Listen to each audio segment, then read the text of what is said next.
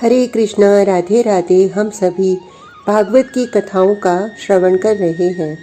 आज का प्रसंग है श्री कृष्ण सखा उद्धव। मुझे मेरे भाई बलराम इतने प्रिय नहीं है, न मुझे मेरी अंग संगा लक्ष्मी ही प्रिय है। मुझे मैं भी प्रिय नहीं हूँ, हे उद्धव, जितने प्रिय तुम हो। अंतिम झांकी है ये श्री कृष्ण की। समुद्र में हलचल शुरू हो गई है। द्वारिका छोड़कर सब प्रभास क्षेत्र में आ गए हैं। सब अपने अपने में मग्न हैं। कल क्या होगा किसी को पता नहीं। श्री कृष्ण एकांतवास चले गए हैं। उनसे कोई मिल नहीं सकता। हाँ, मिल सकता है तो एक ही व्यक्ति, वो है उद्धव। ये गया था, इसलिए द्वार खोल दिए थे द्वारकेश ने। आओ उद्धव, भीतर बुलाकर फिर द्वार बंद। जीवन क्या है, त्याग किसे कहते हैं, संन्यास की परिभाषा, मुक्ति क्या है, और तो और आपकी भक्ति कैसे मिले। ओ, कितने प्रश्न किए थे, किंतु धैर्यता के साथ उद्धव को देखते हुए शांत श्री कृष्ण ने सब उत्तर दिए। अर्जुन को भी वो वस्तु न मिली जो उद्धव को श्री कृष्ण ने दी। उद्धव के प्रश्न समाप्त हो गए थे। श्री कृष्ण उद्धव की आंखों में देखते रहे। उद्धव समझ नहीं पा रहे थे कि मेरी आंखों में ये क्या देख रहे हैं। अपने वृंदावन को देख रहा हूँ। श्री कृष्ण इतना कहते हुए रो उठे। उद्धव शांत ही हैं। फिर एकाएक न जाने क्या हुआ, श्री कृष्ण ने उद्धव को अपने हृदय से लगा लिया और अश्रुपात करते हुए बोले, न बलराम प्रिय हैं न लक्ष्मी। हे उद्धव, मुझे मेरी आत्मा भी प्रिय नहीं, जितने प्रिय तुम लगते हो। ओह, वसुदेव के भाई देवभाग, इन्हीं देवभाग के यहाँ उद्धव का जन्म हुआ था। उद्धव मुस्कुराता मुखमंडल, ये जहाँ जाते उत्सव का वातावरण अपने आप प्रकट हो जाता। श्री कृष्ण के विषय में ये सुनते रहते और अपना सब कुछ इन्होंने श्री कृष्ण को ही मान लिया। श्री कृष्ण वृंदावन में हैं, तो ये क्यों रहे मथुरा। बुद्धिमान थे, अति बुद्धिमान। तो पुत्र क्या करोगे, 5 वर्ष के ही तो थे उस समय उद्धव। मैं विद्या अध्ययन करूँगा। अपने पिता देवभाग से कहा था, तुम्हारे लिए कौन गुरु ठीक होगा, कौन सा गुरुकुल। पिता स्वयं निर्णय नहीं ले सकते उद्धव के विषय में, क्योंकि ये बालक सामान्य बुद्धि का नहीं है। बहुत कुछ असामान्य है इसमें। मैं देव गुरु बृहस्पति के यहाँ पढ़ने जाऊँगा। उद्धव ने दृढ़ता से कहा। बृहस्पति, देव गुरु बृहस्पति।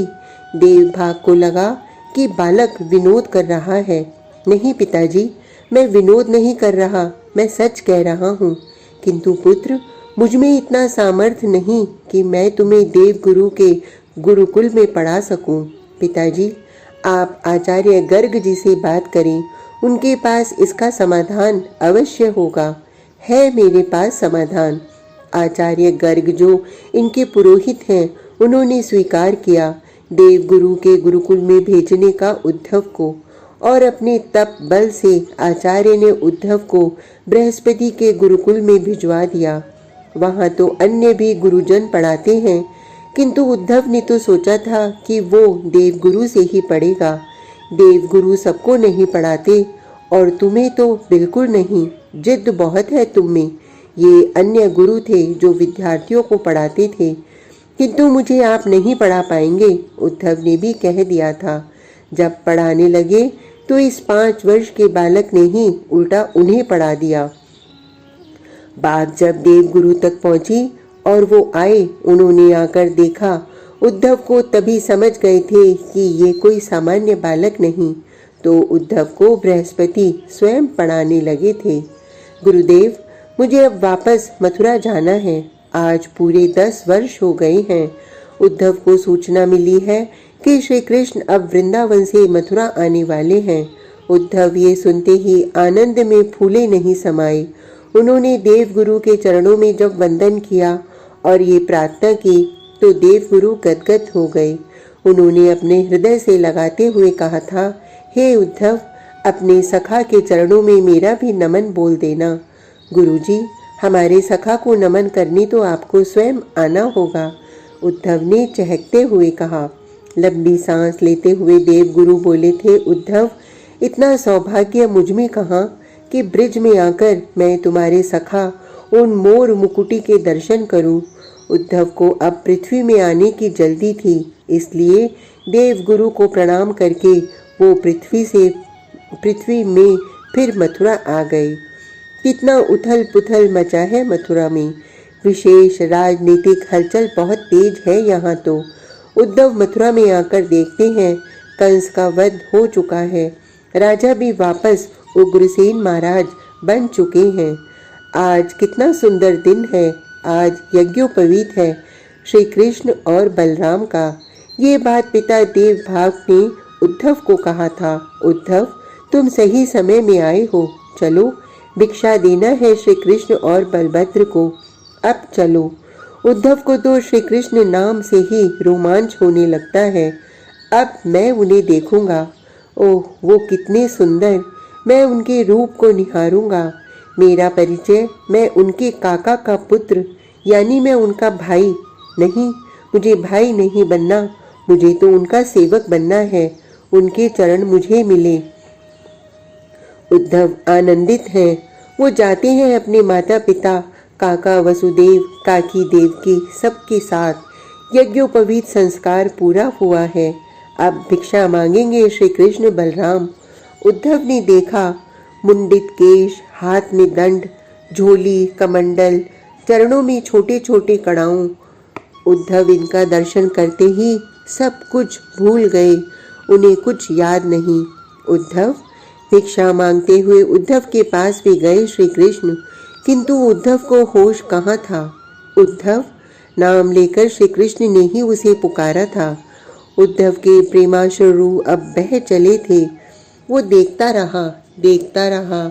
श्री कृष्ण रथ में बैठकर चले गए थे उज्जैन, वहां से फिर विद्या अध्ययन करने।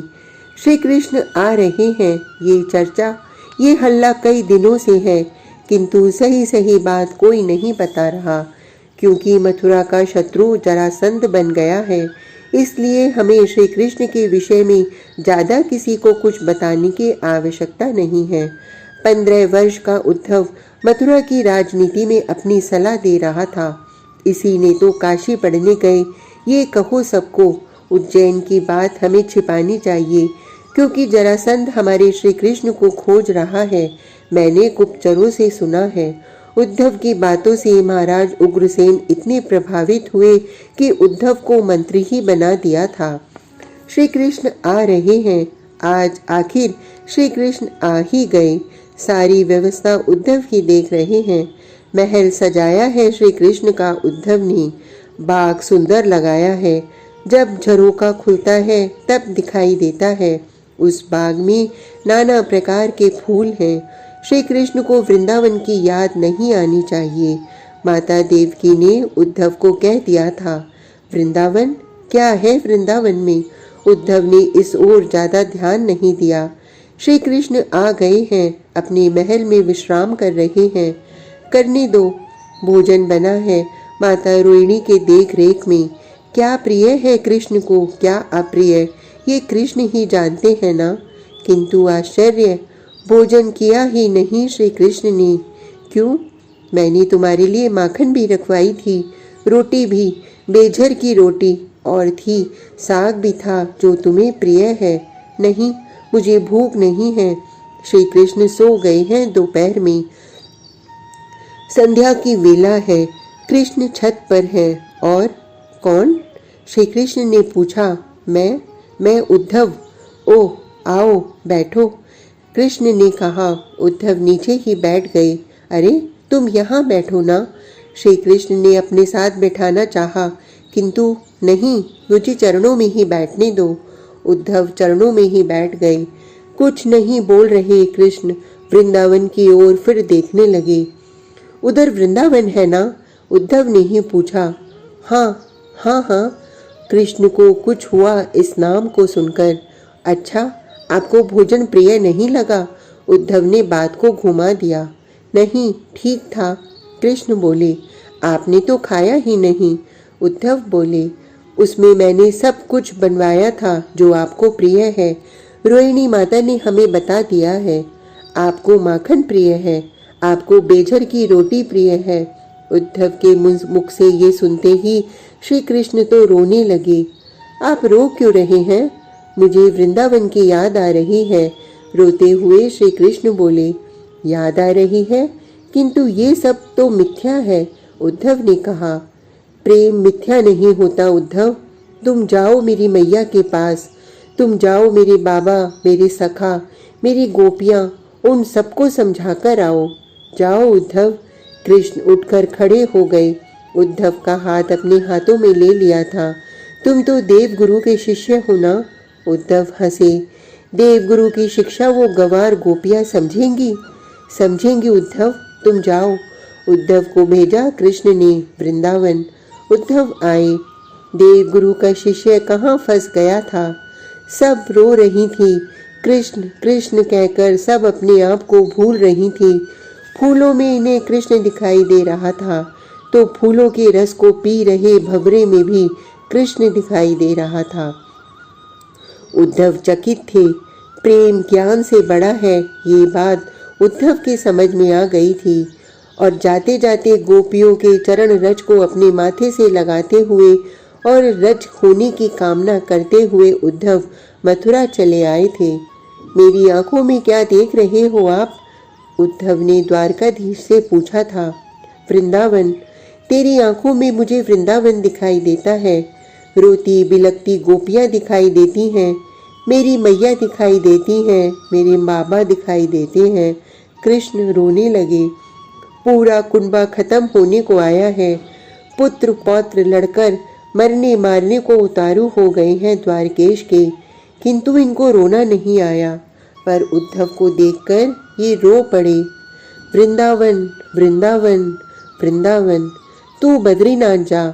पर उद्धव, बद्रीनाथ जाते समय मेरे वृंदावन भी होते जाना। वहाँ की माटी बहुत पवित्र है, प्रेम के अश्रुओं से सिंचित है। प्रेमिन गोपियों के पद धूल हैं वो, उससे पवित्र और कुछ नहीं।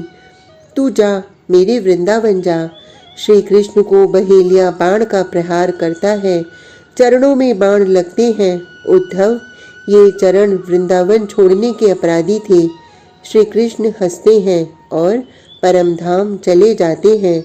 उद्धव वृंदावन आए हैं, यहाँ की भूमि में उद्धव लौटते हैं और खूब रोते हैं, खूब रोते हैं। आज का प्रसंग इतना ही। कल तक के लिए हरे कृष्णा, राधे राधे।